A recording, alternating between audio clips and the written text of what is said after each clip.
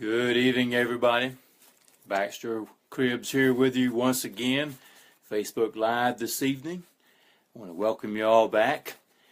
This evening we want to talk about the self-confidence formula.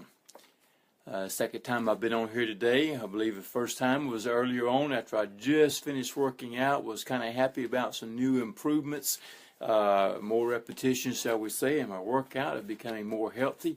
And I really like that, so I just shared some of those things out there with you. But I wanted to come back with you this evening as I've been reading a book shared by, and I picked it up a couple weeks ago down in Orlando at the branding conference, and conference is not the right word, but it's we went down with C. Ray Higdon, and anyway, I picked up his book down there, Vibrational Money Immersion, and it's a book that he wrote, that he took parts of a book, Think and Grow Rich, with it, and he put his twist onto it and applied it to network marketing. And in both books there's a lot of information there, a lot of knowledge that can be gained and used in everyday life, not only in the marketing world, but particularly the one we're talking about this evening, and that is a self-confidence formula, because we all need self-confidence no matter where we are, what job we're in, what field we work, whether we're a mom, a stay-at-home mom, whether we're a dad, whether we're trying to advance or play ball or whatever. We all need self-confidence. And so I read over some of those things, and I wrote down a few notes here that I have so I can share with you to show you what I gathered from it and then how to apply those things. And there was, I believe, 6 items in that list, but tonight we're only going to go over 2, as those 2 will probably take about 15 minutes to do. So if you will, hang with me. I think it's going to be some valuable information, and I hope that you're able to take it and apply it to your life. And so, as I said, the first one, the title of it is going to be the self-confidence formula. Now, the very first thing that we must have in this formula is that we must know that we have the ability to achieve within us. You know, that's saying that if you can conceive the idea, if you can believe the idea, then you can achieve the idea. Well, in this self-confidence, you can have self-confidence in yourself and go out and achieve those things. And so you have in you the ability to achieve your purpose in life, whatever it is that you have set it out to be. You have the ability to achieve your goals, whether they are 30-day goals, 60-day goals, 90-day goals, all of which I recommend. You can have 1-year goals and 5-year goals, but you're going to accomplish the most, I believe, in the 90 days or less goals, because that's something you can stick to. And once you stick to those things, your confidence in yourself will improve as well. And so these are things here, but now, Part 2 of this first section, not only do we need to realize that we can and have this belief that we can achieve, that this is in us, but Part 2 of that is that we need to demand of ourselves, talk to ourselves in this fashion, demand of ourselves that we have persistent and consistent action every day towards working on our goals, working on our self-confidence, that is, so that we can achieve our goals.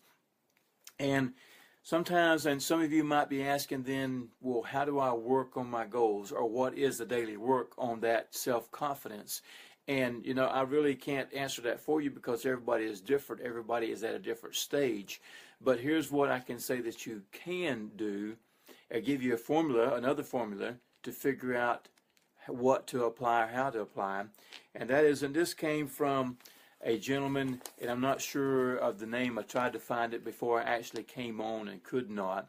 But it was a story I read many years ago, and I believe it was where a man went into a steel mill and was looking for a job of consulting for a person, and he told him he didn't need all that. He didn't have no positions, but if he had some ideas of how to get better production out of himself and out of his mills where they could make more, then he would listen to him. And so the man told him, he said, then here's what you do. He said, you take a piece of paper this evening at the end of your day, and you decide what 5 things you need, and it might have been 6, but I'm going to use 5. 5 things you need to get done tomorrow. And then you go back and you write on that list beside each one, a 1, 2, 3, 4, 5, in order of importance of the things that need to get done. You put that list on your desk, and in the morning when you come in, pick up that list and only work on the first one. Work on it until you get it done, or work on it till you can't proceed anymore. Just don't even mess with the rest of them if it takes you all day to do that one thing. He told the man, he said, you will not achieve anything else any faster than this process here. And so then the man left, and the guy put this to work, and later on he sent that man a great sum of money for that short piece of advice that he done on how to get things done. Some time ago, I listened to a tape by Brian Tracy that said the very same thing, but he used this idea. He said that if I were going out of town tomorrow, he said, and I was going to leave at 10 o'clock, I have between 8 and 10 to get things done, a couple of hours. So I write out my list of things I need to do, and I number it 1 through whatever. And then I decide to look at that list, and I decide what one thing could I get done before I leave to go out of town, and work on that. If he got that done, he had time left, what one thing could I do now before I go out of town? My coach has a daily DMO. He says you work on these things every day, which is your money-making task first. If you only have 15 minutes to work on something, then find out one thing you can do in 15 minutes that day so that you can have some action going on in your business. In this case here, we're talking about working on our self-confidence each and every day. And so this is what we need to do, is to work on that one thing, just that one thing each and every day. And then the second thing is to realize that the dominating thoughts in your mind will become a physical reality. Let me say that again. The dominating thoughts in your mind will become a physical reality, because our thoughts transfer from us into physical things that happen in our life or that appear physically in our life. And that's why we find ourselves to be in poor conditions or rich conditions or wherever it is. It is because of a dominating thought that we believe in our mind, our subconscious mind, and everything around us has made that to become true. And so here's the idea with us, is that what we have to do for ourselves then, to build our self-confidence then, is to get a mental picture of what it is you want to become. How will you look, in other words, with this brand new self-confidence or greater self-confidence, wherever the stage of life is that you are at? What will it look like? How does it look? What is this dominating thought? And then once you get that thought, we need to work on that every day for 30 days. 30 minutes every day to bring about that change in our life. And Maxwell Maltz, the one who wrote Psycho-Cybernetics, he says in his book, the way to achieve this in his time, and this was back in the 1960s that he wrote this, is that you need to go into the mental theater of your mind. And he describes the idea of going into a room where you're going to preview a movie. You are a producer of a movie, and you're going in to preview this thing that somebody has created. And you go into the padded room where it's all nice and closed up and soundproof so you can hear everything that's going on. And the movie that you're there to preview is the movie of yourself with your new self-confidence. That there you can see in yourself how you act, how you dress. He describes, he said, even down to the polka dots on your tie and the shoelaces in your shoes if you're going to wear tie-up shoes. And so that's the idea, is that you see yourself. How will you walk? What will your posture look like? How will your friends see you? What clothes will you wear? What will you be doing in this new self-confidence? And this is the theater of your mind that he describes that we should use this in to help us to improve those things in our life. Now, that thought that you have needs to be mixed with faith and with feelings, because it is the emotions, that feelings, that carry these thoughts over into our subconscious. And I can show you this by, let me ask you this. If somebody done you wrong and they came to you to apologize and they just said, I'm sorry. And then you had another one that came to you and they was in tears and they just described, I'm sorry I done this to you, and they just go on and on about how sorry they are about it. Which one would you believe?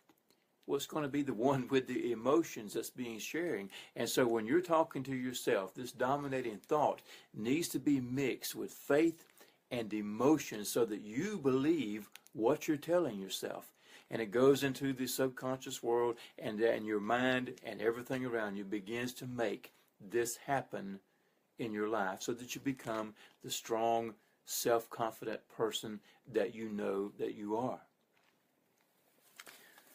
Now, and that's only, as I said, that's only 2 steps of this 6-step formula. I believe it's 6 steps that he has in there. And so we'll cover the other 2 tomorrow. And so we want to encourage you, if you would, to take this as a serious matter, because other people say that mindset are a very important part of their life.